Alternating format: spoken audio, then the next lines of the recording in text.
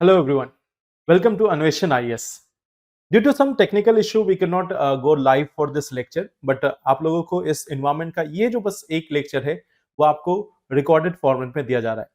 तो here we are going to talk about environment again. और जैसा हमने पिछले के कुछ क्लासेस में इकोसिस्टम से रिलेटेड टॉपिक्स को डिस्कस किया है, तो आज हम इकोसिस्टम में कुछ स्पेसिफिक जो टॉपिक्स थे, फॉर एग्जांपल मैनग्रोव्स और कोरल रीफ, उनके बारे में डिस्कस करेंगे, साथ ही साथ इकोटोन के बारे में डिस्कस करेंगे. ओके, तो अभी तक हम लोगों ने का जो टॉपिक्स है वो लगभग हो चुका है. टर्मिनोलॉजीज, न्यूट्रिएंट साइकिल, ये सारी चीजों को हम लोग कर चुके हैं. कोरल रीफ और मैनग्रोव का जो टॉपिक है वो बचा हुआ है. तो let us start with this coral reef और मैनग्रोव का टॉपिक. बट इसके जानने से पहले हमें एक इंपॉर्टेंट कॉन्सेप्ट जानना है एनवायरमेंट से रिलेटेड, और उस कॉन्सेप्ट का नाम है इकोटोन. आप सभी को मालूम है कि इकोसिस्टम जो है अलग अलग टाइप से देखने को मिल सकता है. फॉर एग्जांपल कई बार आपको ग्रासलैंड इकोसिस्टम देखने को मिलेगा, कुछ फॉरेस्ट इकोसिस्टम देखने को मिलेगा, कुछ डेजर्ट इकोसिस्टम देखने को मिलेगा. तो ये अलग अलग टाइप के इकोसिस्टम आपको देखने को मिलते हैं. बट इसी के बीच हमारा एक टर्म आता है जिसको हम बोलते हैं इकोटोन. इकोटोन आखिर है क्या, उसको आप इस इमेज से समझने की कोशिश कर सकते हो. यहाँ पे आपको एक एरिया दिख रहा होगा. ये जो एरिया है वो आपका लैंड बेस्ड इकोसिस्टम है, यानी यहाँ पे टेरेस्ट्रियल इकोसिस्टम है. वहीं पे दूसरी तरफ का आपको एक इकोसिस्टम दिख रहा है जो कि एक्वेटिक इकोसिस्टम है. और ये जो हमारा फेज है वो है एक्वेटिक इकोसिस्टम.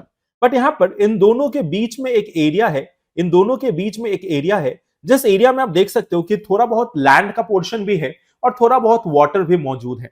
तो ये एक ऐसा पोर्शन है जहां पे आपको लैंड और वाटर दोनों देखने को मिल रहा है. इसको हम एक ट्रांजिशन जोन के रूप में जानते हैं, और साथ ही साथ इसको हम इकोटोन के नाम से भी जानते हैं. तो इकोटोन के बारे में आप सभी ने पढ़ा ही होगा. आप सबको मालूम होगा कि ecotone is a zone of transition. दो डिस्टिंक्ट टाइप के इकोसिस्टम के बीच का एक एरिया है जिसे हम इकोटोन बोलते हैं. एक एग्जांपल के तौर पे आप ले सकते हो कि मान लेते हैं हमारे पास एक तरफ है फॉरेस्ट और दूसरी तरफ है डेजर्ट. यानी एक तरफ हमारे पास फॉरेस्ट जिसमें बहुत सारे प्लांट, डेजर्ट जिसमें बिल्कुल भी प्लांट नहीं. तो उनके बीच का एक जो इकोटोन है वो ग्रासलैंड की तरह भी हो सकता है. वहीं पे अगर हमारे पास एक तरफ हमारे पास एवरग्रीन फॉरेस्ट है, दूसरी तरफ हमारे पास ड्राई डेसिडियस फॉरेस्ट है, इनके बीच में मॉइस्ट जो डेसिडियस फॉरेस्ट होगा वो हमारे लिए इकोटोन की तरह काम करेगा. अगर आप हम रिवर सिस्टम में बात करें तो एक तरफ हमारे पास रिवर्स है, दूसरी तरफ हमारे पास ओशन है. इसके बीच का जो डेल्टा या एस्चुरी है वो हमारा इकोसिस्टम इकोटोन के रूप में काम करता है. तो इकोटोन एक ट्रांजिशन जोन को रिप्रेजेंट करता है, और यह दोनों एडजॉइनिंग इकोसिस्टम से अलग होता है. इसमें दोनों के कुछ ना कुछ जो गुण है वह देखने को मिलते हैं, जैसे मार्शलैंड हो गए, स्वाम्प हो गए, मैनग्रोव्स हो गए, एस्चुरीज, डेल्टाज, ये सभी हमें इकोटोन का एग्जांपल है. जनरली अगर हम बात करें तो इकोटोन जो है वो इकोसिस्टम के मुकाबले एक नैरो एरिया होता है नॉर्मली. बट कई बार ये जो इकोटोन है वो काफी वाइड भी हो सकता है. एक एग्जांपल के तौर पे आप देख सकते हो सुंदरबन डेल्टा. सुंदरबन डेल्टा जो है वो काफी वाइड एरिया है, जबकि यह भी सिंपली हमारा एक इकोटोन है. बट फिर भी ये काफी वाइड जोन के रूप में हमें देखने को मिलता है. अब इस इकोटोन के बारे में हम कुछ चीजें अगर ध्यान दें, यहाँ पे यह एक ऐसा जोन ऑफ ट्रांजिशन है जिसमें जो कंडीशंस है वो एडजेसेंट इकोसिस्टम के इंटरमीडिएट होती है. सॉरी, इंटरमीडिएट कहने का मतलब ये कि इसमें दोनों टाइप के जो इकोसिस्टम है उसका कुछ ना कुछ प्रभाव जो है वह हमें देखने को मिलता ही मिलता है. दूसरी चीज, अब इस इकोटोन के अंदर में हमारे पास कुछ ऐसे ऑर्गेनिजम्स हो सकते हैं जो इंटायरली डिफरेंट हो एडजॉइनिंग कम्युनिटी से, यानी कि अगल बगल वाले जो इकोसिस्टम है उनसे बिल्कुल अलग हमें कुछ प्लांट्स और एनिमल्स देखने को मिल सकते हैं. एक एग्जांपल के तौर पे आप देखो, यहाँ पे आपको कुछ प्लांट स्पीसीज इस साइड में दिख रही हैं, कुछ प्लांट स्पीसीज आपको यहाँ पे दिख रही है, लेकिन वहीं पे इस इकोटोन में आपको कुछ डिफरेंट प्लांट की स्पीसीज जो है वह देखने को मिलती है.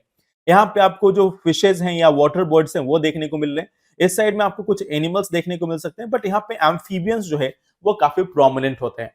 तो इकोटोन में कुछ ऐसे ऑर्गेनिजम्स हो सकते हैं जो इंटायरली डिफरेंट हो एडजॉइनिंग इकोसिस्टम से. इकोटोन को हम स्पेशिएशन सेंटर भी बोलते हैं. स्पेशिएशन मींस यहाँ पे नई स्पीसीज जो है उनका इवोल्यूशन भी हो सकता है, नई स्पीसीज जो है वो ग्रो कर सकती हैं. अगर हम किसी वेल डेवलप्ड इकोटोन की बात करें तो इस वेल डेवलप्ड इकोटोन में कुछ ऐसे ऑर्गेनिजम्स होंगे जो इंटायरली डिफरेंट होंगे एडजॉइनिंग कम्युनिटी से, जो मैंने आपको बताया भी.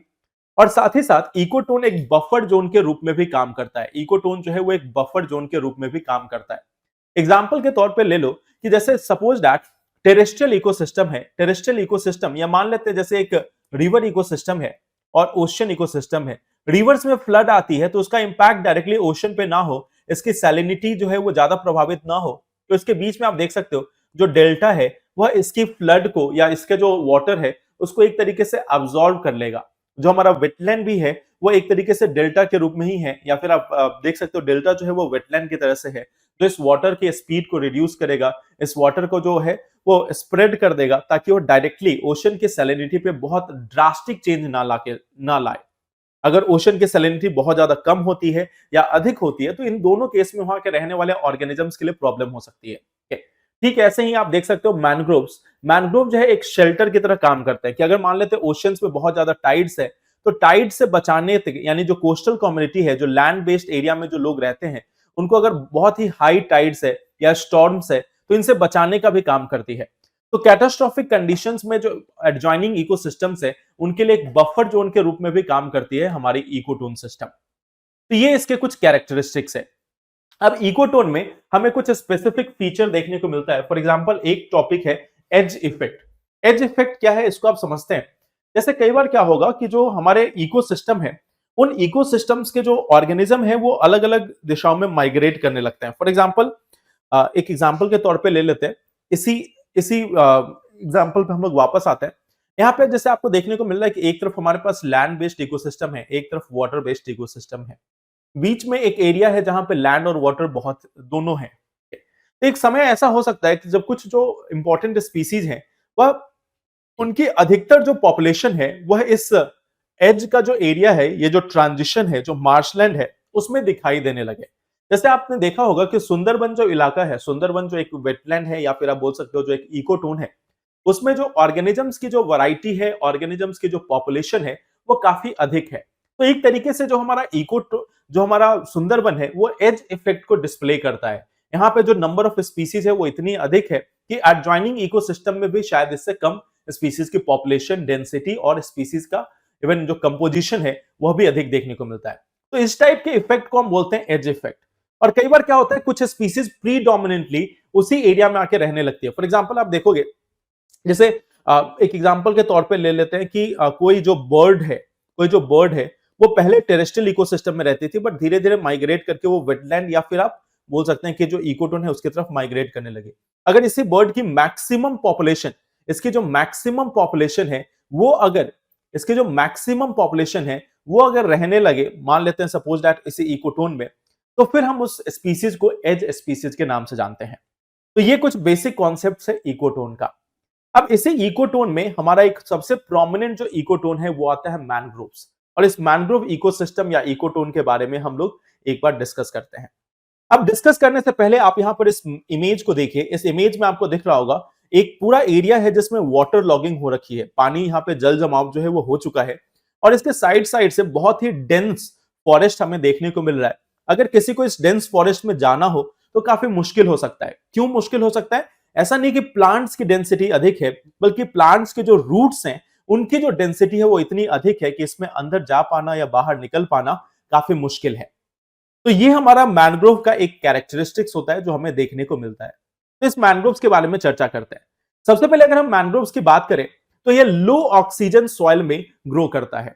अब इसके नीचे का आप सॉइल देखो, ये जो सॉइल है यहाँ पे, इस सॉइल को अगर आप बात करते हो तो यहाँ पे ऑक्सीजन की मात्रा बहुत ही कम होगी। क्यों कम होगी? क्योंकि इसका जो कांटेक्ट है एटमॉस्फेयर से वह कांटेक्ट टूट चुका है, उसके बीच में वाटर लाई कर रहा है, और वाटर में जो डिसॉल्व ऑक्सीजन है उसकी मात्रा बहुत ही कम होती है। तो इसके सॉइल में हमें बहुत ही लो ऑक्सीजन कंटेंट देखने को मिलता है, और इसी के कारण मैनग्रोव में हमें अलग अलग एडेप्टेशन देखने को मिलता है जिसको हम लोग आगे पढ़ेंगे। साथ ही साथ अगर हम मैनग्रोव्स की बात करें तो यहाँ पे जो वाटर है वो स्लो मूविंग है। ऐसा नहीं कि इस वाटर में बहुत अधिक करंट होता है, बल्कि ये स्लो मूविंग वाटर होते हैं। तो यहाँ पे सेडिमेंट जो है वो काफी ज्यादा एक्यूमुलेट होते हैं। सेडिमेंट्स जो है वो काफी ज्यादा एक्यूमुलेट होते हैं, ये इसका एक फंक्शन भी है, साथ ही साथ इसकी एक कैरेक्टरिस्टिक्स भी है। इस एरिया में बहुत अधिक मात्रा में जो सेडिमेंट्स है वो हमें देखने को मिलता है।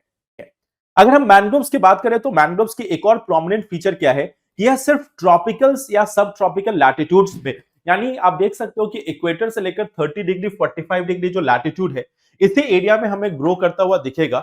इसके आगे जो है टेम्परेट एरियाज में या फिर पोलर एरियाज में यह हमें नहीं दिखेगा। क्यों नहीं दिखेगा?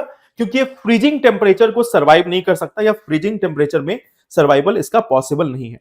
तो इस वजह से हमें नॉर्मली क्या देखने को मिलता है कि जो मैनग्रोव्स है वो मैंग्रोव्स हमें सिर्फ और सिर्फ ट्रॉपिकल एरिया या इससे रिलेटेड जो एरियाज है, ट्रॉपिकल हो गए, सब ट्रॉपिकल हो गए, इक्वेटर के आसपास के जो इलाके हैं, वहीं पे हमें देखने को मिलता है मैंग्रोव का वेजिटेशन।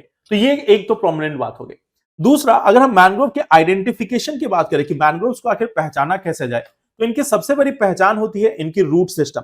इनका जो रूट है वो इतना एक्सटेंसिव होता है कि आप दूर से ही देखकर समझ सकते हो ये हमारा मैंग्रोव वेजिटेशन है, ये हमारा मैंग्रोव वेजिटेशन है, ये आपके रूट देखकर समझ सकते हो।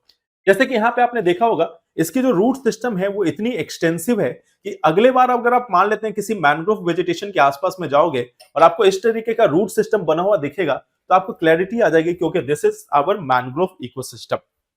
तो ये इसकी एक प्रोमिनेंट फीचर है। अब इसके जो रूट्स है उसकी खासियत क्या है? उसकी खासियत में यह भी शामिल है कि यह जो वाटर की जो स्पीड है, जो टाइडल वाटर की जो स्पीड है, उस टाइडल वाटर के स्पीड को भी यह स्लो डाउन कर देता है, उसकी स्पीड को भी यह रिड्यूस कर देता है। तो यह भी इसकी एक खास फीचर है। अब साथ ही साथ एक और चीज की हम बात करें तो अगर हम बात करें कि मैंग्रोव सबसे अधिक कहां है, तो मैंग्रोव हमें सबसे अधिक जिस कंट्री में देखने को मिलता है वो है इंडोनेशिया।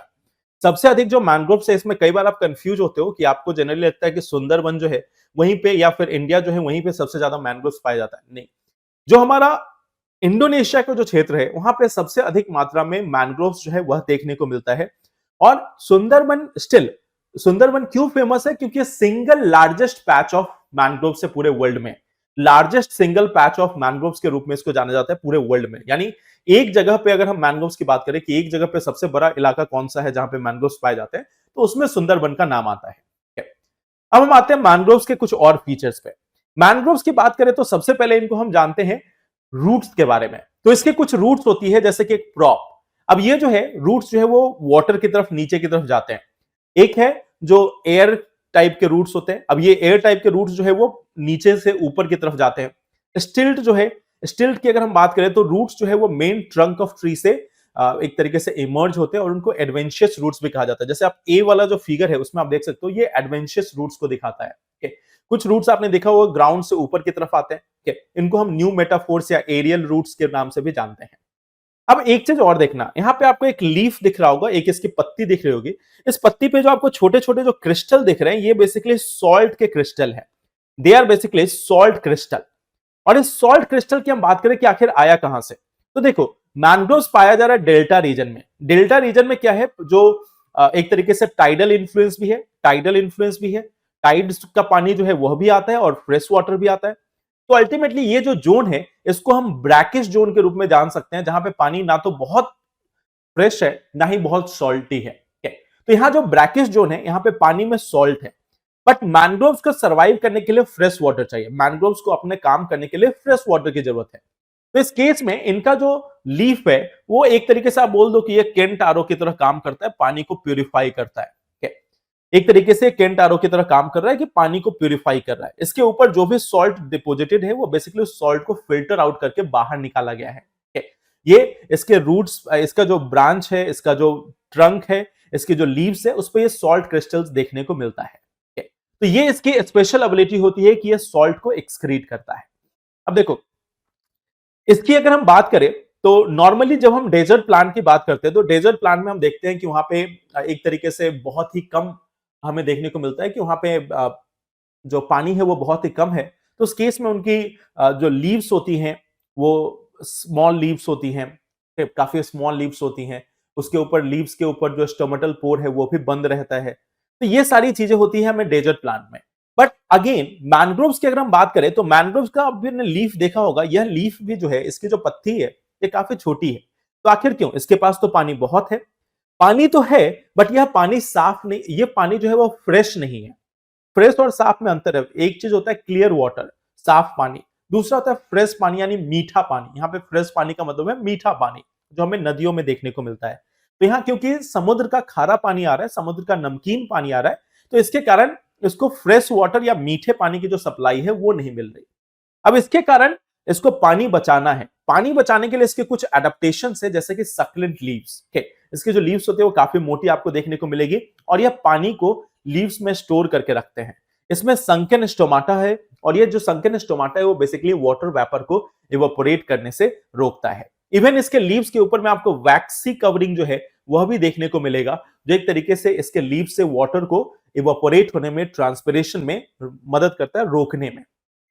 एक और प्रॉपर्टी है इसके न्यू मेटाफोर्स, जिसको हमने देखा ही है, एरियल रूट्स। अब एरियल रूट्स क्यों है, इस चीज को आप समझो। हमने यहाँ पे क्या देखा, इसके जो सॉइल है वहां पे ऑक्सीजन की कमी है, तो जो इसके रूट्स होंगे, जो प्लांट जो सॉइल के अंदर में होंगे, उनको ऑक्सीजन चाहिए। उनको ऑक्सीजन प्रोवाइड करने के लिए रूट्स जो हैं वो प्लांट्स के ऊपर आ जाते हैं या सॉइल से ऊपर आ जाते हैं, और सॉइल से ऊपर आने के बाद यह उस प्लांट के लिए, इस मैंग्रोव के प्लांट के लिए एक तरीके से ऑक्सीजन को एब्जॉर्ब करते हैं और ऑक्सीजन इनको इंश्योर कराते हैं। देन एक और इंपॉर्टेंट फीचर है इस मैंग्रोव्स में, और वो है विविपेरी मोड ऑफ रिप्रोडक्शन। तो मैंग्रोव की जो ट्रीज है उसमें हमें विविपोरी मोड ऑफ रिप्रोडक्शन देखने को मिलता है। कैसे होता है आप इसको समझो। अब देखो, हमने यहाँ पे इस फिगर को याद करो, यहाँ पे मान लो अगर इसका कोई सीड नीचे गिरता भी है तो यह इसके लिए उग पाना, उसके लिए जर्मिनेट हो पाना बहुत ही मुश्किल है। तो इस चीज को यह कैसे रोकता है, इस चीज को रोकता है विविपोरस मोड ऑफ जर्मिनेशन से। विविपोरस मोड ऑफ जर्मिनेशन में क्या है, इसकी जो सीड्स होंगी वो प्लांट के ऊपर ही ग्रो करना स्टार्ट करेंगे। इसकी जो फ्रूट्स है उसमें से सीड्स जो हैं जो जर्मिनेट करना स्टार्ट करेंगे, और जर्मिनेट करने के बाद इसके जो प्लांट्स के जो एक तरीके से आप बोल सकते हो, इसका जो सीड्स है वो जर्मिनेट करना स्टार्ट हुआ, और धीरे धीरे ये प्लांट से इसका जो रूट्स है वो नीचे की तरफ आएगा और आकर सॉइल में नीचे फिक्स होता चला जाएगा। तो इसके जो प्लांट्स है आप देखोगे, यहाँ पे आप एक तरीके से आप देख सकते हो, ये प्लांट्स है, इन्हीं प्लांट्स के ऊपर नए प्लांट्स जो है वो ग्रो करते जाएंगे। इसका रूट्स जो है वो नीचे आके फिक्स होता चला जाएगा। प्लांट्स का कुछ भी सीड्स या कुछ भी नीचे नहीं आया, प्लांट्स ऊपर ही ऊपर ग्रो करता चला गया और उसके रूट्स नीचे आते चली गई। तो ये जो मोड ऑफ रिप्रोडक्शन है वो विविपोरस मोड ऑफ रिप्रोडक्शन है। जैसे आपने देखा होगा एग्जांपल के तौर पे कि मान लेते हैं ह्यूमंस की बात करें, तो ह्यूमंस में क्या मोड है, ह्यूमंस में मोड क्या है कि जो रिप्रोडक्शन होता है, रिप्रोडक्शन में जो इन्फेंट है, जो चाइल्ड है, वो मदर के वूम के अंदर, मदर के यूट्रस के अंदर ग्रो करता है। और एक बार जब चाइल्ड का ग्रोथ हो चुका है, चाइल्ड का डेवलपमेंट हो चुका है, उसके बाद उसको डिलीवर किया जाता है। उसके बाद वो एक तरीके से आप बोल सकते हो कि हमारे एनवायरमेंट में या हमारे आसपास में दिखाई देता है। तो सेम तरीके से आप इस प्लांट में देख सकते हो, इस प्लांट में विविपोरस मोड ऑफ रिप्रोडक्शन को फॉलो किया जा रहा है, जहां पे प्लांट्स के जो सीड्स है वो प्लांट के ऊपर ही जर्मिनेट कर रहे हैं, और फिर इसके जो रूट्स हैं वो धीरे धीरे नीचे आके ग्राउंड में मिल रही हैं। तो इसको हम विविपोरस मोड ऑफ एक तरीके से रिप्रोडक्शन बोलते हैं, और ये हमें मैंग्रोव्स में देखने को मिलता है। इसके साथ साथ अगर हम मैंग्रोव्स की बात करें कि मैंग्रोव्स का आखिर काम क्या है, मैंग्रोव किस तरीके से फंक्शन करते हैं, तो सबसे पहले ये हमारी कोस्ट लाइन को स्टेबलाइज करने का काम करता है। कोस्ट लाइन को एक स्टेबिलिटी प्रदान करते हैं ताकि कोस्ट लाइन जो है वो जल्दी इरोड ना हो, कोस्ट लाइन जो है वो ब्रेक ना हो। एक कोस्ट लाइन को एक प्रॉपर शेप देने का काम करता है हमारा मैनग्रोव्स। दूसरी चीज, जो स्टॉर्म्स है, करंट्स है, वेव्स है या टाइड है, उनके द्वारा जो इरोजन हो सकती है, उनके द्वारा जो कोस्टल एरिया में इरोजन हो सकती है, उसको भी रोकने का काम करता है। अब साथ ही साथ एक और इंपॉर्टेंट पार्ट, अगर आपने देखा होगा इसका रूट सिस्टम, तो इसका जो रूट सिस्टम है, इसके कारण एक हैबिटाट क्रिएट होता है। एक ऐसा हैबिटाट जिसमें लार्ज नंबर ऑफ फिशेज जो हैं वो सर्वाइव कर सकते हैं। जो स्मॉलर फिशेज है, जो छोटी छोटी मछलियां है, वो इसके रूट के अंदर में अपना हैबिटाट बना सकती है। इससे उनको क्या फायदा होगा कि जो लार्ज लार्ज फिशेज हैं, जो बड़ी बड़ी मछलियां है, वह इसके अंदर नहीं आ सकती, और उस केस में उनको एक सुटेबल, एक सेफ हैबिटाट मिलता है जहां पे वो ग्रो कर सकते हैं। अब इसके कारण क्या हुआ, इसके कारण ह्यूमंस ने उठाया फायदा। ह्यूमंस ने कैसे फायदा उठाया, यहां पे छोटी छोटी मछलियां होती है, तो वहां पे बड़ी मछली नहीं पहुंच सकती, बट ह्यूमंस तो पहुंच सकते हैं। ह्यूमंस वहां से फिशिंग कर सकते हैं। तो ये एक बहुत ही इंपॉर्टेंट फिशिंग ग्राउंड समझा जाता है, जहां पे मछलियां पकड़ी जा सकती है, जहां से मछलियों का एक तरीके से कल्टीवेशन या मछली पकड़ने का काम जो है वह किया जा सकता है। तो ये भी इसका एक इंपॉर्टेंट डायमेंशन है जिसको आप यहां पर समझ सकते हो। So that is one of the dimension of this mangroves. Okay. Then next important thing that we have to see is mangroves का कुछ एक तरीके से आप यूज में देख सकते हो, और क्या क्या यूज हो सकता है।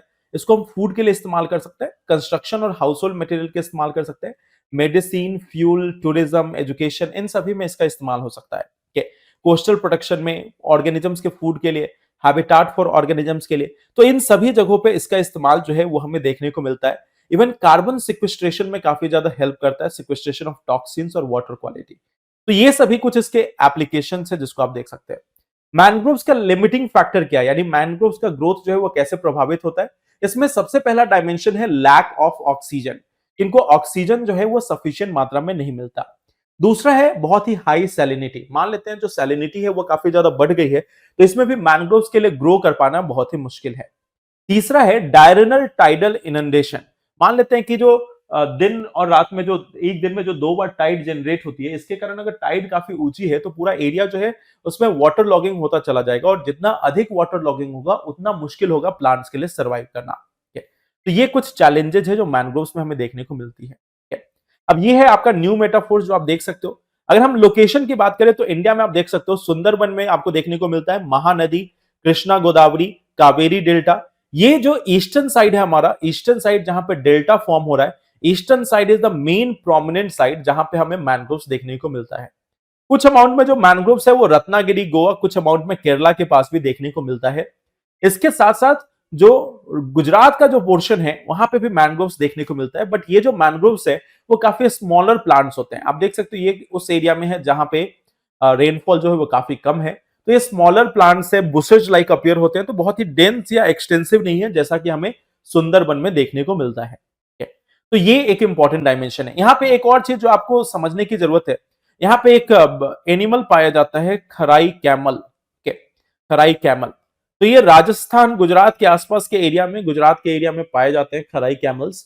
और ये जो कैमल्स है वो मैनग्रोव्स की पत्तियों को खाने के लिए इस पूरे एरिया में स्विमिंग करते हैं, इस पूरे एरिया में स्विमिंग करके, और फिर स्विमिंग करने के बाद ये दूसरे पोर्शन में जाते हैं ताकि स्विमिंग करके वो मैनग्रोव्स तक एक तरीके से पहुंच सके, और मैनग्रोव्स तक पहुंचने के बाद उसको कंज्यूम कर सके। तो जो खराई कैमल्स है, जो खराई कैमल्स है वो इस एरिया में पाए जाते हैं गुजरात के एरियाज में, जो स्विम करके इस एरिया में पहुंचने की कोशिश करते हैं। ठीक है? तो ये काफी प्रोमिनेंट है। एक बार यूपीएससी ने इसको लेकर सवाल पूछा भी था, आप सबने काफी बार सुना भी होगा। इवन एक तरीके से फनी तरीके से आपने देखा होगा कि इसको लेकर काफी जोक्स भी बनते हैं खराई कैमल को लेकर। तो ये बेसिकली खराई कैमल्स है जो हमें देखने को मिलते हैं इस पूरे रीजन में, यही आपके खराई कैमल्स हैं जिसको आप समझ सकते हो। ये मैनग्रोव्स है जो हमें गुजरात के साइड में देखने को मिलते हैं, और खराई कैमल्स जो है वो बेसिकली इसी एरिया में स्विम करके जाते हैं। और क्यों जाते हैं? क्योंकि उनको मैनग्रोव्स की जो पत्तियां है वो खानी होती है। अब हम आते हैं इसके अगले इंपॉर्टेंट डायमेंशन पे, और वो डायमेंशन है हमारा कोरल रीफ। अगर हम कोरल रीफ की बात करें तो कोरल रीफ जो है वो बेसिकली एक ऐसा इंपॉर्टेंट इकोसिस्टम है जो हमारे पूरे एरिया के लिए, जो हमारे पूरे मींस ओशन इकोसिस्टम के लिए one of the most abundant, sorry not abundant, most diverse ecosystem के रूप में गिना जाता है। कोरल रीफ जो है वो ओशन परसेंट के 2% से भी कम एरिया को ऑक्युपाई करते हैं, इससे भी कम एरिया को ऑक्युपाई करते हैं, और फिर भी वो लगभग 25% मरीन बायोडाइवर्सिटी, 25% जो मरीन बायोडाइवर्सिटी है उसको सपोर्ट करते हैं। तो एक बहुत ही कम एरिया में होने के बावजूद ये लार्ज अमाउंट में मरीन डाइवर्सिटी को सपोर्ट करते हैं। तो कोरल रीफ है क्या? आपके राइट साइड में, इस वीडियो के राइट साइड में आप देख सकते हो, यहाँ पे जो इमेज है, यह इमेज आपको कोरल रीफ्स को इंडिकेट करता है। बहुत ही मैग्निफिसेंटली कलर्ड ये वेजिटेशन है, और ये एक सिम्बायोटिक रिलेशन है। तो ये एक सिंगल ऑर्गेनिज्म नहीं बल्कि 2 ऑर्गेनिजम्स का एक सिम्बायोटिक रिलेशन है। एक ऑर्गेनिज्म जिसका नाम है जूसेंथली, और दूसरा है कोरल, कोरल कोरल पॉलिप्स। अब ये जो कोरल रीफ है, इस कोरल रीफ्स में अगर हम बात करें तो कुछ हार्ड कोरल भी होते हैं, कुछ सॉफ्ट कोरल्स भी होते हैं। हार्ड कोरल की बात करें तो उनको हम हर्माटाइपिक भी बोलते हैं, और वो कैल्शियम कार्बोनेट को एक्सट्रैक्ट करते हैं सी वाटर से, जिससे कि एक हार्ड और एक ड्यूरेबल एक्सोस्केलेटन जो है वह बनाया जा सके, जो उनके सॉफ्ट और सैक लाइक बॉडीज को प्रोटेक्ट कर सके। वहीं पे सॉफ्ट कोरल्स वो होते हैं जो फ्लेक्सिबल होते हैं। ओके, तो प्लांट्स और ट्री को रिजेंबल करते हैं, सी फैन, सी वीव्स को रिजेंबल करते हैं। तो ये सारी हमारी सॉफ्ट कोरल्स होती है जो आसानी से मूव करती है वाटर के साथ। अब हम इस कोरल रीफ के बारे में बात करें तो इसमें जूसेंथली जो है वो एक अलगी है। आपको मालूम है अलगी जो होता है वो फोटोसिंथेटिक होता है, मींस ये अपना खाना जो है वो खुद बनाने में क्षमता रखता है या खुद बना सकता है। तो एक फोटोसिंथेटिक ऑर्गेनिज्म है। और दूसरा है हमारे कोरल पॉलिप्स। तो इस रिलेशन का मेन आधार क्या है? इस रिलेशन का मेन आधार क्या है कि ये जो जूसेंथली है यह न्यूट्रिएंट प्रोवाइड करता है या खाना प्रोवाइड करता है through the process of photosynthesis. और वहीं पे जो हमारा कोरल पॉलिप्स है वो इसको एक सेफ और प्रोटेक्टेड एनवायरनमेंट देता है, एक स्टेडी सप्लाई देता है कार्बन डाइऑक्साइड का, और साथ ही साथ जो रॉ मटेरियल्स चाहिए इनको वह रॉ मटेरियल्स अवेलेबल कराता है कोरल पॉलिप्स। तो एक तरीके से कोरल पॉलिप जो है वो रॉ मटेरियल, कार्बन डाइऑक्साइड, इन सभी चीजों की सप्लाई करता है। और वहीं पे अगर हम दूसरी तरफ बात करें तो जो जूस एंथली है वो इनको खाना बना बनाया जो है वो सौंप देता है। तो इन दोनों का अपना एग्जिस्टेंस है, ये दोनों एक दूसरे के हेल्प से सर्वाइव करते हैं। अब ये जो मैग्निफिसेंट कलर जो हमें देखने को मिलता है कोरल रीफ में, जो हमें अलग अलग कलर देखने को मिलता है, इस कलर के पीछे रिस्पॉन्सिबल है जूस एंथली। जूस एंथली ही इनको ये सारे कलर जो है वो प्रोवाइड करता है। अब हम आते हैं इससे आगे। अगर हम कोरल रीफ के स्ट्रक्चर की बात करें तो इस तरीके से कुछ स्ट्रक्चर्स आप देख सकते हो। तीन अलग अलग स्ट्रक्चर है जिसको एक फ्रिंजिंग रीफ, एक बैरियर रीफ और एक अटॉल्स बोलते हैं। फ्रिंजिंग रीफ क्या है, आप समझो कि मान लो कोई एक आइलैंड है, उस आइलैंड के चारों तरफ हमारा वाटर बॉडी है। इस वाटर बॉडी में अगर हमने देखा तो वाटर बॉडी के साइड साइड से कुछ कोरल्स जो है वो ग्रो करना स्टार्ट हो गए। तो ये कोरल्स जो ग्रो कर रहे हैं, जो आपको येलो कलर से दिख रहा है, इसी कोरल को हम बोलते हैं बेसिकली फ्रिंजिंग रीफ। तो मींस अभी आइलैंड है, उस आइलैंड के चारों तरफ ये ग्रो करना स्टार्ट किए हैं। तो इस फ्रिंजिंग, इस जो आउटग्रोथ है, ये जो कोरल का जो आउटग्रोथ है, उसी को हम बोलते हैं फ्रिंजिंग रीफ। वहीं पे आपने देखा होगा कि ये धीरे धीरे जो है वो ग्रो करते गए। अब ये कोस्ट से थोड़ा सा अलग हो गए हैं और इधर कोस्ट से थोड़ा दूर जो कॉन्टिनेंटल शेल्फ है, यहां पे इनकी डिपोजिशन बढ़ती गई है। इतनी बढ़ती गई है कि अब वो ऊपर तक आ चुके हैं, ये पानी से ऊपर भी पहुंच चुके हैं। और पानी से ऊपर आने के बाद इन्होंने एक बैरियर बना दिया है। तो आप देख सकते हो यहाँ पे वाटर है, यहाँ पे वाटर है, बट यहाँ पे एक बैरियर जो है वो बन चुका है।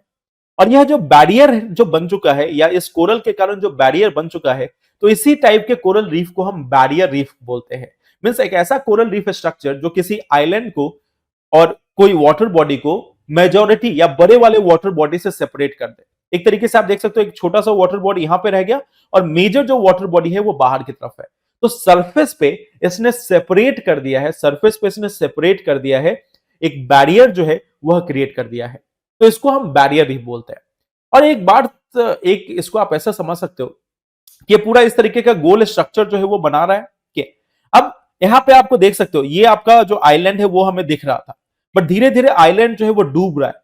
और एक टाइम के बाद यह आइलैंड जो है वो नीचे की तरफ सबसाइड कर दिया, पानी का लेवल जो है वो बढ़ गया। तो अब क्या है, पहले तो हमारे पास फ्रिंजिंग रीफ ऐसे देखने को मिल रहा था, अब उसके बाद ये बैरियर क्रिएट हो गया। तो इस बैरियर से किसी को बाहर से आना है तो इस बैरियर को क्रॉस करके आना पड़ेगा। हो सकता है कुछ जगह कंटिन्यूअस हो तो क्रॉस करना भी मुश्किल है। अब इसी में एक और सिचुएशन क्या आएगा कि यह जो आइलैंड है वो नीचे सबसाइड कर गया, नीचे डूब गया। तो अब आइलैंड तो दिख नहीं रहा है, अब सिर्फ हमें ये बैरियर रीफ दिख रहा है। और इस तरीके का जो सर्कुलर बैरियर रीफ जो हमें देखने को मिलता है, बीच में आइलैंड डूब चुका है, तो उसको हम बोलते हैं अटॉल। इसको हम बोलते हैं अटॉल।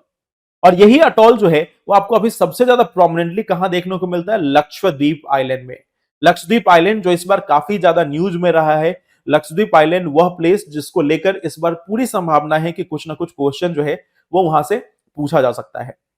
यहां से कुछ ना कुछ जो क्वेश्चन है वो आपसे पूछा जा सकता है। तो इसलिए लक्षद्वीप आइलैंड को आप बिल्कुल अच्छे से ये तैयार करके रखें। यह भी हमारा एक अटॉल की तरह से ही है, यह भी हमारा एक अटॉल के हिसाब से ही काम करता है। तो इस चीज को आप याद रखना। ओके, इस चीज को आप याद रखना कि हमारा ये अटॉल जो है वो कोरल, सॉरी, लक्षद्वीप जो है वह भी हमारा एक तरीके से अटॉल है या कोरल रीफ है। ये तो हो गई कोरल रीफ की बात। अब इन्हीं से मिलता जुलता एक और चीज है जिसको हम कोरल, कोल्ड कोरल बोलते हैं, या कई बार इनको ए जूस एंथली, ए जूस एंथली कोरल्स भी बोलते हैं। मींस जिसमें जूस एंथली नहीं है, ए लगा हुआ मींस नॉट, अगेंस्ट। तो ए जूस एंथली कोरल्स या कोल्ड कोरल्स के नाम से इनको हम जानते हैं। और रिसेंटली बे ऑफ बंगाल में ऐसे 400 अलग अलग वैरायटी स्पीसीज पाई गई है कोल्ड कोरल्स की। तो जैसे हमने देखा, अगर हम कोरल्स की बात करें तो कोरल्स के बारे में हम कुछ डिस्कस करते हैं, वो कहां पाए जाते हैं। बट पहले कोल्ड कोरल्स को देख लेते हैं। नॉर्मली जो हमारे कोरल है, जैसे कि मैंग्रोव से हमने देखा कि मैंग्रोव सिर्फ हमें ट्रॉपिकल एरिया या सब ट्रॉपिकल में देखने को मिलते हैं, तो ठीक वैसे ही कोरल भी हमें सिर्फ ट्रॉपिकल या सब ट्रॉपिकल एरिया में ही देखने को मिलते हैं। कोरल हमें टेम्परेट या पोलर रीजन्स में देखने को नहीं मिलेंगे। बट अगर हम बात करें कोल्ड कोरल्स की, कोरल रीफ को अगर हम छोड़ दे, रीफ बिल्डिंग कोरल्स को छोड़ दे, अगर हम कोल्ड कोरल्स की बात करें तो कोल्ड कोरल्स पूरे वाटर बॉडी में, पूरे ओशियंस में हर जगह पाए जाते हैं। पूरे ओशियंस में हर जगह पाए जाते हैं। और इनका ए जूस एंथली से कोई लेना देना नहीं है। इनको ए जूस एंथली से कोई मतलब नहीं है। ए जूस एंथली रहे तो भी वाह वाह, नहीं रहे तो भी वाह वाह। तो ये इंटरेस्टेड नहीं है ए जूस एंथली से कोई भी सिम्बायोटिक रिलेशन बनाने में। या खुद का खाना दूसरे ऑर्गेनिज्म को कंज्यूम करके, यानी दूसरे ऑर्गेनिज्म को एक तरीके से वो अटैक करते हैं और वहां से अटैक करने के बाद वहां से उनका खाना जो है वो उनको मिलता है। तो ये हमारा कहानी है ए जूसेंथली कोरल्स का, जो बिना बिना जूसेंथली के सपोर्ट के या बिना किसी फोटोसिंथेटिक सपोर्ट के वो खुद का खाना जो है वो हेट्रोट्रॉपिक मोड में कंज्यूम करते हैं और हेट्रोट्रॉपिक मेथड से वो अपने खाने को जनरेट करते हैं। तो ये हमारे ए जूसेंथली कोरल्स की कहानी है। वहीं पे अगर हम ए जूसेंथली के बारे में बात करें कि कहां पे ये पाए जाते हैं, तो इसमें आप समझ सकते हो कि ए जूसेंथली हमारे पास लगभग जितने भी ओशियंस है, जितने भी हमारे वाटर बॉडीज हैं, उन सभी जगहों पे हमें ए जूसेंथली कोरल्स जो है वह देखने को मिलेंगे।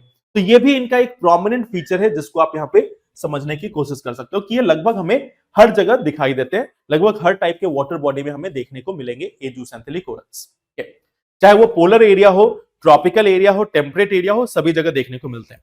एक और इंपॉर्टेंट बात, अगर हम ए जूसेंथली कोरल्स के बारे में बात करें तो ए जूसेंथली कोरल्स जो है वो हमें डीपर पार्ट ऑफ ओशियंस में देखने को मिलते हैं। नॉर्मली जो हमें कोरल रीफ है वो शैलो पोर्शन में देखने को मिलते हैं, बट जो ए जूसेंथली है वो हमें उस एरिया में भी देखने को मिल सकते हैं जो काफी डीप है, काफी डीप इनटू द सॉइल है, सॉरी डीप ओशियंस में है, उन जगहों पे भी हमें देखने को मिल सकता है ए जूसेंथली कोरल्स। तो ये इसके कुछ खास बातें हैं ए जूसेंथली कोरल्स को लेकर। अब हम बात करें वापस से अपने कोरल रीफ के बारे में कि आखिर कोरल रीफ में हमें क्या क्या मिलता है, क्या क्या कंडीशंस है इसकी। जैसे हमने मैंग्रोव्स के लिए देखा, तो वैसे अगर हम बात करें तो कोरल रीफ के लिए कुछ कंडीशंस चाहिए इसके सर्वाइवल के लिए। सबसे पहला, इसको एक परपेचुअली वार्म वाटर चाहिए, यानी कि कोरल रीफ्स को एक ऐसा टेम्परेचर चाहिए जो लगभग 21 से लेकर 27 डिग्री सेल्सियस के आसपास में हो, या 20 से या 18 से मान सकते हो कि इस रेंज ऑफ टेम्परेचर में ये सर्वाइव करता है। अगर इससे अधिक टेम्परेचर है तो भी इसका सर्वाइवल मुश्किल है, इससे अगर कम टेम्परेचर है तो भी इसका सर्वाइवल जो है वो काफी मुश्किल हो जाता है। तो ये एक इंपॉर्टेंट डायमेंशन है अगेन कोरल रीफ से, जो आपको समझने की जरूरत है। तो इसीलिए कोरल रीफ हमें 30 डिग्री नॉर्थ से लेकर 30 डिग्री साउथ लैटिट्यूड्स के बीच में पाए जाते हैं। अब कोरल रीफ में एक और कहानी क्या है कि जो ट्रॉपिकल कॉन्टिनेंट्स है, फॉर एग्जांपल अगर आप किसी हमारे कॉन्टिनेंट्स की बात करो, हमारे कॉन्टिनेंट्स में अगर आप बात करो तो बहुत सारे एरियाज में हमें देखने को क्या मिलता है कि कोरल रीफ जो है वो मिसिंग है। कोरल रीफ जो है वो मिसिंग है western coast of the islands पे, वेस्टर्न कोस्ट पे ये मिसिंग होता है। तो क्वेश्चन ये है कि why they are missing on the western coast of continents. तो अब जैसे मैं एक एग्जांपल के तौर पे आपको यहाँ पर एक इमेज जो है वह दिखाता हूं कि मान लो ये हमारा एक वर्ल्ड इमेज है। वर्ल्ड इमेज में आप देख सकते हो ये सपोज साउथ अमेरिका का कोस्ट है, तो यहाँ वेस्टर्न कोस्ट जो है वो खाली है। अगर आप यहाँ पे अफ्रीका कोस्ट देखो तो यहाँ भी जो अफ्रीकन कोस्ट पे ट्रॉपिकल जो एरियाज है उसमें वेस्टर्न कोस्ट पे खाली है। अगर आप इंडिया के आसपास में भी देखोगे तो इंडिया के आसपास में भी आपको दिखेगा क्या कि इंडिया में, ऑल्दो इंडिया में थोड़ा बहुत वेस्टर्न कोस्ट पे पाया जाता है, बट इंडिया में मेनली साउथ कोस्ट पे पाया जाता है और बाकी आइलैंड्स के आसपास तो लगभग सभी जगह पाया जाता है। बट मोस्टली हम क्या देखते हैं कि जहां पे भी मेन कॉन्टिनेंट्स है, फॉर एग्जांपल ये नॉर्थ अमेरिका का पार्ट देखो, साउथ अमेरिका का पार्ट देखो, या फिर आप इधर अफ्रीकन पोर्शन देखो, तो ट्रॉपिकल एरियाज में लार्जली जो है वो वेस्टर्न कोस्ट पे मिसिंग है। अब क्वेश्चन ये है कि व्हाई दे आर मिसिंग, क्यों ये मिसिंग है। तो सीधा सा रीजन है कि हमारा जो वेस्टर्न कोस्ट होता है वहां पे हमारे पास प्रेजेंट होता है कोल्ड ओशन करंट, और इस कोल्ड ओशन करंट के कारण अगर टेम्परेचर जो है वो 20 डिग्री से कम हो गया तो वहां पे कोरल रीफ का सर्वाइवल जो है वो पॉसिबल नहीं होगा।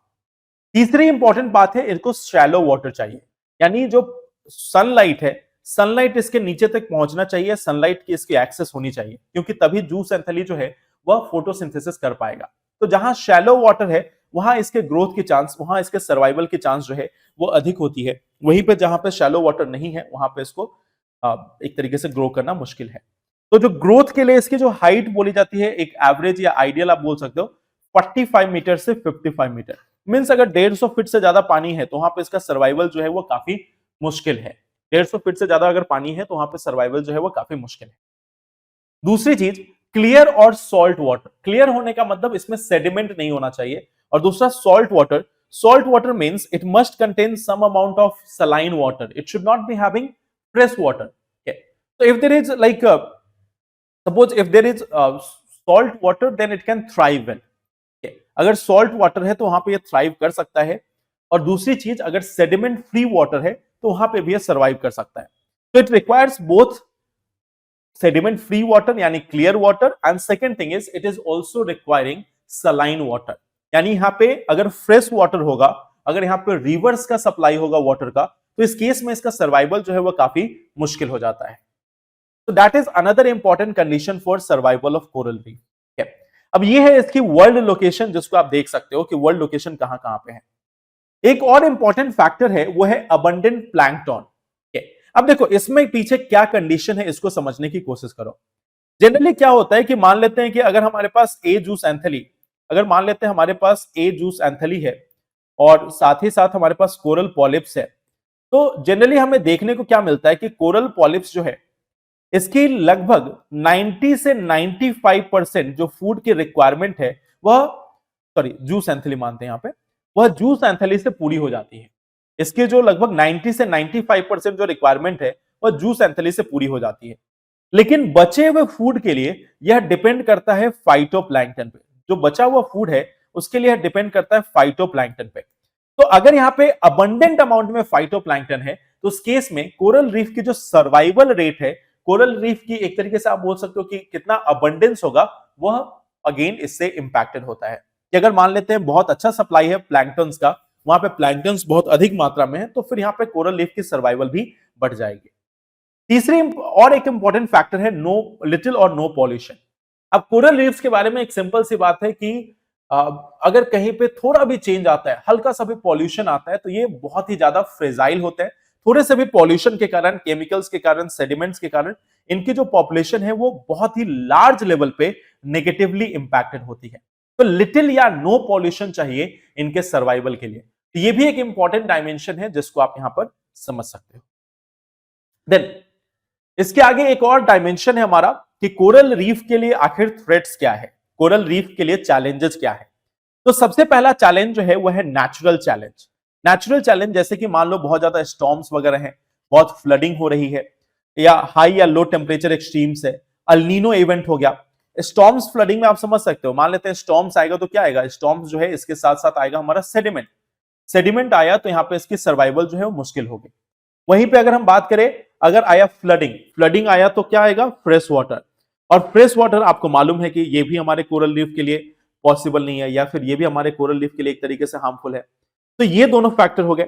इसके साथ साथ अगर टेम्परेचर जो है वो हाई और लो एक्सट्रीम आ रहा है, मींस बहुत अधिक टेम्परेचर बढ़ गया, लेट से टेम्परेचर जो है वो 35 डिग्री सेल्सियस 40 डिग्री सेल्सियस पानी में हो गया, तो ये अगेन बहुत ही चैलेंजिंग एस्पेक्ट होगा। वहीं पे लो टेम्परेचर भी चला गया, बहुत ठंड पड़ने लगी, तो भी सर्वाइवल जो है इसका पॉसिबल नहीं। वहीं पे अल नीनो जो इवेंट है इसमें भी बहुत ज्यादा कोरल ब्लीचिंग हमें देखने को मिलती है। कि अल नीनो के समय हम क्या देखते हैं, जो पानी का जो सरफेस टेम्परेचर है वो बढ़ जाता है, और पानी का जैसे ही सरफेस टेम्परेचर बढ़ेगा उस केस में फिर ऑर्गेनिजम्स का जो सर्वाइवल है वो खतरे में आ जाता है। एक और इंपॉर्टेंट एस्पेक्ट है वो है प्रेडेटरी आउटब्रेक्स या एपिजोटिक्स। मान लेते हैं कोई इसका प्रेडेटर है, जैसे कि sea urchins, Drupella, butterfly fishes, parrot fish, puffer, trigger fish, ये सभी जो है यह कोरल टिश्यू को कंज्यूम करते हैं। ये सभी जो है वो कोरल टिश्यू को कंज्यूम करते हैं। तो अगर इस टाइप का कुछ प्रेडेटरी आउटब्रेक होता है या एपिजोटिक्स होता है, तो एपिजोटिक्स मींस जैसे हमारे यहाँ एपिडेमिक देखने को मिला, कोविड, खैर बाद में वो पैंडेमिक भी बन गया। तो इसी तरीके की अगर कोई बीमारी फैलती है इन ऑर्गेनिजम्स के बीच में, तो वह भी इनके सर्वाइवल के लिए काफी कठिनाई पैदा करेगी। एंथ्रोपोजेनिक चैलेंज मींस ह्यूमन के द्वारा इनके ऊपर क्या क्या इंपैक्ट डाला जा रहा है उसको भी हम लोग समझ लेते हैं साथ में। ह्यूमंस की बात करें तो ओवर एक्सप्लॉइटेशन, हम बहुत ज्यादा इसको रिसोर्स को एक्सट्रैक्ट करने की कोशिश करते हैं। कई जगह पे कोरल रीफ जो है वो मेडिकल पर्पसेस के लिए एक्सट्रैक्ट किया जा रहा है, कई जगह ऑर्नामेंटल प्रोसेस या ऑर्नामेंटल वैल्यू के लिए उसको एक्सट्रैक्ट किया जा रहा है। तो ये सभी एक्सप्लॉइटेशन है। इसके साथ साथ ओवर फिशिंग, और इसमें भी एक बॉटम ट्रॉलर्स का आपने नाम सुना होगा। ऐसे नेट, बॉटम ट्रॉलिंग नेट जो नीचे से मछली को पकड़ने की कोशिश करते हैं, या जो जाल है वो नीचे तक पहुंच जाता है, नेट जो है वो नीचे तक पहुंच जाता है और नीचे से सभी चीजों को घींचता हुआ बाहर निकालता है। तो इसमें क्या होगा, जो कोरल रीफ है वह भी बाहर निकल जाएंगे और कोरल रीफ भी डिस्ट्रॉय होता है। तीसरी चीज, increase sedimentation and nutrient overloading. अगर बहुत अधिक न्यूट्रिएंट आ गया, अगर बहुत अधिक सेडिमेंट आ गया, तो यहाँ पे एक और परेशानी खड़ी होती है, और वो परेशानी है अल्गल ब्लूम या अल्गी ब्लूम। तो अल्गल ब्लूम के केस में भी हमें क्या देखने को मिलता है कि ये जो पूरा एरिया है वह अल्गी से ढक जाएगा, और अल्गी से ढकने का मतलब अब यहाँ पे सनलाइट नहीं मिलेगी। साथ ही साथ कार्बन डाइऑक्साइड, हमने देखा कि जो कार्बन डाइऑक्साइड है वो बहुत ज्यादा एटमॉस्फेयर में बढ़ गया है। तो अगर कार्बन डाइऑक्साइड एटमॉस्फेयर में बढ़ा है तो ऑक्सीजन में, ओशन जो है वहां पे भी बढ़ेगा। ओशन की इससे होगी एसिडिफिकेशन। एसिडिफिकेशन मींस जो कार्बोनिक एसिड है उसकी कंटेंट हमारे ओशन वाटर में बढ़ जाएगी, और जैसे ही कार्बोनिक एसिड की मात्रा बढ़ेगी, ये जो स्ट्रक्चर है, जो कोरल पॉलिप्स है, वो कैल्शियम के स्ट्रक्चर है। और आपको मालूम है मेटल जो है वो एग्रेसिवली रिएक्ट करता है, या कैल्शियम कार्बोनेट जो है वो एग्रेसिवली रिएक्ट करता है हमारे एसिड से। तो इस कारण हमारा क्या होगा, कैल्शियम कार्बोनेट जो है वह भी इंपैक्टेड होगा, और साथ ही साथ ऑक्सीजन के लिए कम जगह बचेगी। क्यों? क्योंकि कार्बन डाइऑक्साइड ज्यादा से ज्यादा चीजों को एब्जॉर्ब कर, ज्यादा से ज्यादा जगहों को कैप्चर कर चुका है। देन पॉल्यूशन और इंडस्ट्रियल वेस्ट, केयरलेस टूरिज्म, ये सभी भी कुछ फैक्टर्स है जो हमारे कोरल्स के लिए खतरा है। अगर हम प्रेजेंस की बात करें तो इंडिया में जो प्रेजेंस है वो हमें देखने को मिलता है, आप देख सकते हो अंडमान एंड निकोबार में हमें देखने को मिलेगा। ठीक है, इसके साथ साथ जो हमारा श्रीलंका के आसपास का जो पोर्ट है पाक वे, इस एरिया में, गल्फ ऑफ मन्नार में भी हमें देखने को मिलता है। मुंबई और गोवा के कोस्ट पे भी हमें देखने को मिलता है, और साथ ही साथ गल्फ ऑफ कच्छ का जो रीजन है यहां भी हमें देखने को मिलता है। जो ईस्टर्न साइड आप देख रहे हो, ईस्टर्न साइड में लार्जली हमारे पास कोई भी कोरल रीफ के स्ट्रक्चर देखने को नहीं मिलते। क्यों नहीं मिलते? क्योंकि इस एरिया में हमारे पास आती है बहुत ज्यादा सेडिमेंट। सेडिमेंट कहां से? रिवर से। साथ ही आती है हमारे पास फ्रेश वाटर। फ्रेश वाटर, तो फ्रेश वाटर जो है वो भी नहीं चाहिए, सेडिमेंट भी नहीं चाहिए। अब आप सबको मालूम है कि जो हमारा ईस्टर्न कोस्ट है वह इमर्जेंट कोस्ट है, यानी ये जो कोस्ट है वो सैलो है, या जो कोस्ट है वो शैलो कोस्ट है। अगर यहाँ पे रिवर नहीं होती, अगर यहाँ पे सेडिमेंट्स नहीं आ रहे होते, तो यहाँ पे बहुत अच्छा ग्रोथ देखने को मिल सकता था कोरल रीफ का। बट क्योंकि यहाँ पे हमारी मैक्सिमम रिवर्स आती हैं, सेडिमेंट लेकर आती है, तो इसलिए यहाँ पे कोरल की ग्रोथ जो है वो ना के बराबर देखने को मिलती है।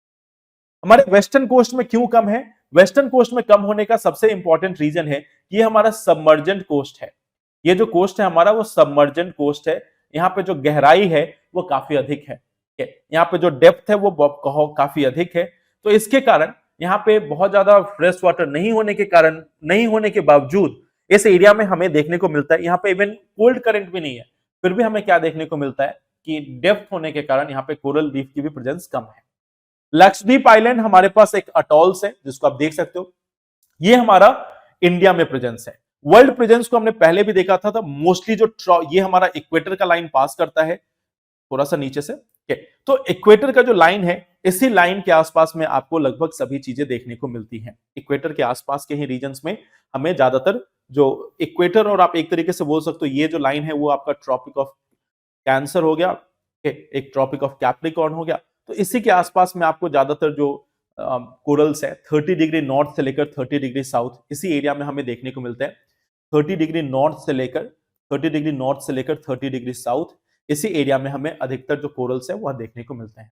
उसमें भी जो मैक्सिमम कंसंट्रेशन आप देख सकते हो, ये जो इंडियन ओशन और जो पैसिफिक ओशन का जो पोर्शन है, ज्यादातर पैसिफिक ओशन का जो पोर्शन है उस एरिया में, इंडोनेशिया और इसके आसपास के आइलैंड में, हमारा जो ऑस्ट्रेलिया का जो पोर्शन है जहां पे हमें ग्रेट बैरियर रीफ भी देखने को मिलता है, यही हमारा लार्जेस्ट एरिया है कोरल रीफ के एग्जिस्टेंस का। देन एक इससे रिलेटेड इवेंट है जिसको हम बोलते हैं कोरल ब्लीचिंग।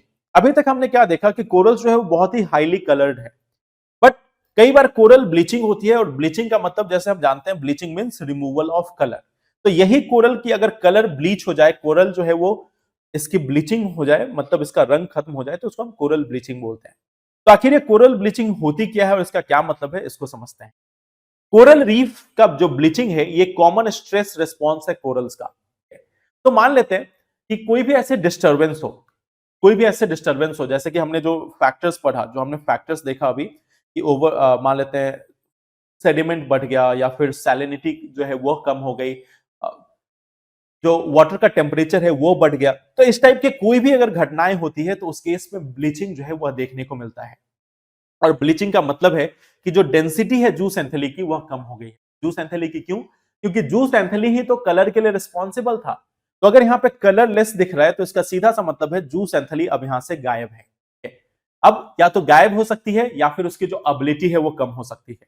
तो कंसंट्रेशन ऑफ जो फोटोसिंथेटिक पिगमेंट है वह फॉल करता है, वह डिक्रीज करता है।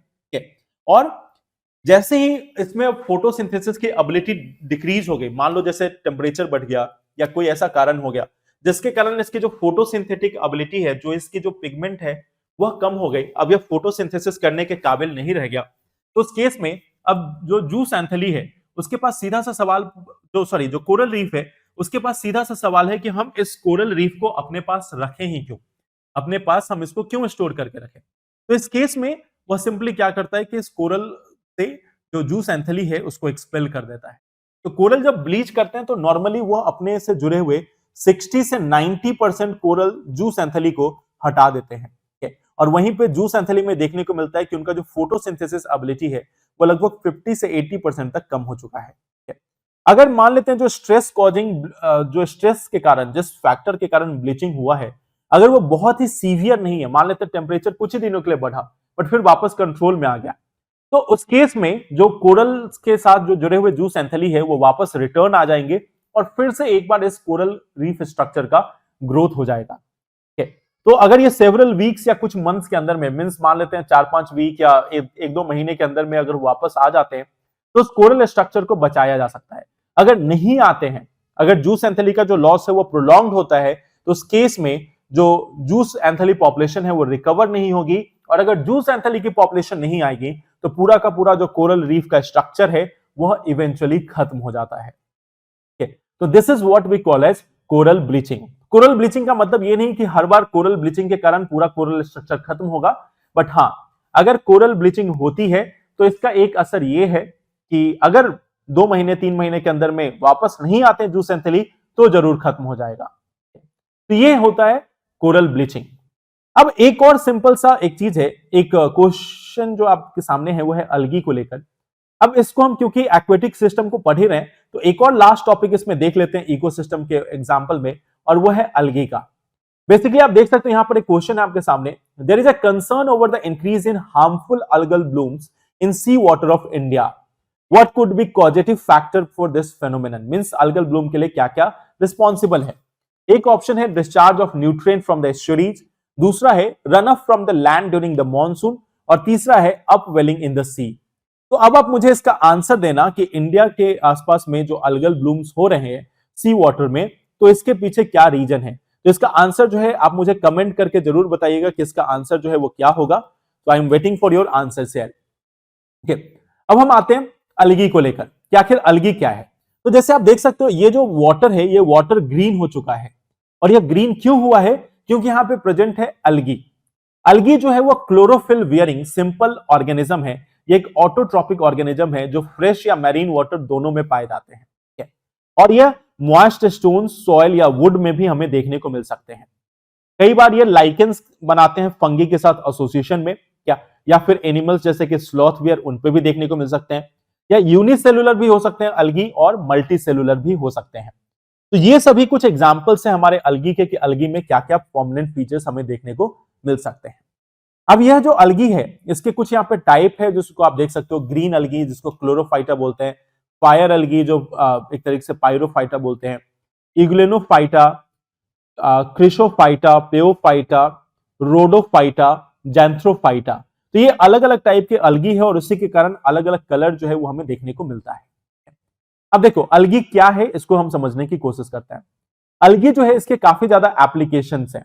अलगी की अगर हम बात करें तो इसका एग्जांपल है एक नोरी, एक ऐसा सीवीड जिसको यूज किया जाता था सुशी, स्पाइरुलिना, सुशी बनाने के लिए इसका इस्तेमाल किया जाता है। एक और एग्जांपल है हमारे पास स्पाइरुलिना। स्पाइरुलिना जो है वो ब्लू ग्रीन अलगी है जो इसके न्यूट्रिशनल वैल्यू के लिए जानी जाती है। साथ ही साथ अगर हम अलगी की बात करें तो अलगी का हम यूज कर सकते हैं 3rd और 4th जनरेशन बायोफ्यूल में भी। मींस जो हम जहां पे अलगी से बात करते हैं बायोफ्यूल्स में हम बात करते हैं कि 3rd जनरेशन में हम जो फ्यूल बनाएंगे, जो बायोफ्यूल बनाएंगे वो अलगी की मदद से बनाएंगे, और जो 4th जनरेशन है उसमें हम जेनेटिकली मॉडिफाइड अलगी का इस्तेमाल करेंगे। वहीं पे इसका इस्तेमाल कार्बन सिक्वेस्ट्रेशन में भी किया जा सकता है। जो हम देखते हैं कि हमारे आसपास में बहुत अधिक कार्बन हो गया है एटमॉस्फेयर में, तो उसको एब्जॉर्ब करने के लिए, उसको सिक्वेस्टर करने के लिए भी हम सेम अलगी का इस्तेमाल कर सकते हैं। वहीं पे अगर हम बात करें तो इसी अलगी का इस्तेमाल कई बार बायो रेमिडिएशन में भी किया जा सकता है, मींस वाटर को प्यूरिफाई करने में, वाटर के जो हार्मफुल केमिकल्स हैं उनको यह एब्जॉर्ब कर लेती है। इसके साथ साथ फार्मास्यूटिकल और बायोटेक्नोलॉजिकल एप्लीकेशन भी है। इसका इस्तेमाल antioxidant, anti inflammatory agent, anti microbial compounds के रूप में भी किया जाता है। इंडस्ट्री में भी इसका इस्तेमाल किया जाता है फर्टिलाइजर्स को बनाने में, एनिमल फीड, पिगमेंट्स और बाकी चीजों में। और साथ ही साथ इकोलॉजी में भी इसका अपना रोल है। एक फूड चेन का जो प्राइमरी बेस है वह अलगी के रूप में आप देख सकते हो। तो आखिर ये सभी फायदे हैं, फिर हम अलगी को लेकर क्यों परेशान होते हैं? अब इसका सबसे बड़ा कारण है अलगल ब्लूम।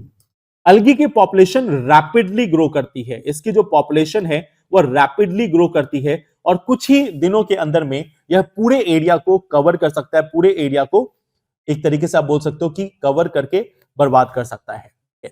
क्यों ये होता है? Why it is called? इसका सिंपल सा कारण है ओवर न्यूट्रिशन। ओवर न्यूट्रिशन या जिसको हम बोलते हैं यूट्रोफिकेशन, ओवर न्यूट्रिशन या फिर हम इसको जिसको बोलते हैं यूट्रोफिकेशन, यानी अगर पानी में न्यूट्रिएंट्स की मात्रा अगर बहुत ज्यादा बढ़ जाए। यूट्रोफिकेशन एक ऐसा प्रोसेस है जिसमें पानी में न्यूट्रिएंट्स की मात्रा अगर बहुत ज्यादा बढ़ जाती है तो उसको हम यूट्रोफिकेशन के नाम से जानते हैं। तो अगर यूट्रोफिकेशन हो चुका है, पानी में जो एक तरीके से न्यूट्रिएंट्स की मात्रा है वो बहुत अधिक बढ़ गई है, तो उस केस में अलगल ब्लूम जो है वो हमें देखने को मिल सकता है। और अलगल ब्लूम में जैसे आप एग्जांपल के तौर पे देख सकते हो कि पूरा जो एरिया है वह कवर हो चुका है हमारा अलगी से। यह जो पूरा एरिया है कवर हो चुका है अलगी से। अब इसका इंपैक्ट क्या होगा कि मान लो ऊपर से सनलाइट आ रही है, ऊपर से जो सनलाइट आ रही है क्या वो नीचे के प्लांट्स या एनिमल्स के पास जा पाएगी? Answer is no. तो अलगल ब्लूम होने के कारण नीचे के जो भी ऑर्गेनिजम्स हैं, जो भी प्लांट्स या एनिमल्स है, उनका जो लाइफ है वो थ्रेटन हो जाता है। साथ ही साथ कई बार अलगी जो है वो टॉक्सिक भी होते हैं। कई बार ये जो अलगी है वो टॉक्सिक भी होते हैं, तो इसके कारण जो वहां पे फिशेस हैं वो इन्फेक्ट हो जाती हैं और उसी फिशेस को अगर ह्यूमंस कंज्यूम करते हैं तो ह्यूमंस में भी ये टॉक्सिक जो है वो देखने को मिलता है। कई बार समुद्री एरिया में जो कोस्टल एरियाज है उनमें इसी तरीके की कंटामिनेटेड फिशेस को खाने से कई बार लोगों की जान गई है, लोग बीमार हुए हैं। तो अलगी टॉक्सिक भी हो सकता है और उसके दूरगामी परिणाम भी देखने को हो सकते हैं। अब एक मिसनोमर है रेड टाइड। रेड टाइड जो है ऐसा कुछ नहीं कि पानी लाल हो चुका है। रेड टाइड जो है वो भी बेसिकली अलगल ब्लूम का ही हिस्सा है। यहां पे जो अलगी है वो रेड कलर में नजर आती है, इसी को हम रेड टाइड बोलते हैं। तो red tide is not actually a tide, red tide is again example of algal bloom, जहां पे अलगी का जो पिगमेंट है वो रेड कलर का है, इसके लिए पानी हमेशा हमें लाल कलर का नजर आता है। अब यहां पर एक और चीज है, अभी हाल फिलहाल में क्या हुआ था, लोनर लेक जो है महाराष्ट्र में वो पिंक कलर का हो गया था। इस तरीके से लोनर लेक हमें देखने को मिल रहा था। तो आखिर पिंक कलर का क्या हुआ, क्यों हुआ?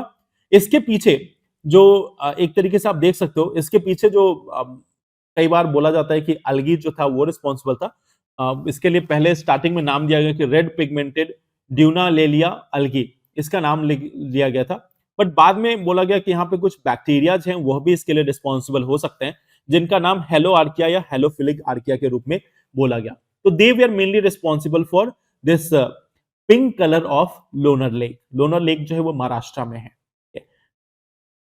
अब देखो हार्मफुल इंपैक्ट क्या है अलगी का। हार्मफुल इंपैक्ट की अगर हम बात करें तो वाटर की क्वालिटी जो है वो डिग्रेड होती है। वाटर में अगर अलगी है तो वो टॉक्सिक हो सकता है। फिश जो है वो इसके कारण मर सकती हैं। शेलफिश कंटामिनेटेड हो सकती हैं। अब देखो जिस एरिया में सिर्फ अलगी अलगी दिखाई देगी वहां पे टूरिज्म और बाकी चीजें जो है वो कम हो जाएंगी। अलगी के कारण बहुत अधिक फाउल स्मेल जो है वह भी क्रिएट होता है। फाउल स्मेल जो है वह भी क्रिएट होता है। तो जो पानी सर रही हो, जो पानी में दुर्गंध आ रही हो, उस एरिया में जो रिक्रिएशनल अपॉर्चुनिटी है, जो टूरिज्म अपॉर्चुनिटी है, वो बहुत ही लॉस होता है। इसके कारण इकोनॉमिक लॉस या लाइवलीहुड लॉस जो है वह देखने को मिलेगी। ह्यूमन हेल्थ को भी रिस्क है, जिसको हमने पहले देखा था, और पूरा का पूरा जो इकोसिस्टम है उस एक्वेटिक इकोसिस्टम का वह भी डिसरप्ट हो सकता है। तो ये कुछ हार्मफुल इंपैक्ट जो है वह हमें अलगी के केस में देखने को मिलते हैं। तो अल्टीमेटली ये हमारा इकोसिस्टम का लास्ट लेक्चर था, जिसको आपको रिकॉर्डेड फॉर्म में अवेलेबल कराया गया है due to some technical issue. और फिर हम लोग कल से इसके बारे में डिस्कस करेंगे, जो इंपॉर्टेंट टॉपिक्स हैं उनको देखने की कोशिश करेंगे। आप साथ ही साथ अन्वेषण आईएएस भारत के टेलीग्राम चैनल से जुड़ सकते हो, जहां पे आपको बाकी सारी जो इंफॉर्मेशन है वो मिलती रहेंगी, और इस सेशन का जो पीडीएफ है वो भी आप वहां से डाउनलोड कर सकते हो। तो thank you very much for watching this and all the best. Thank you.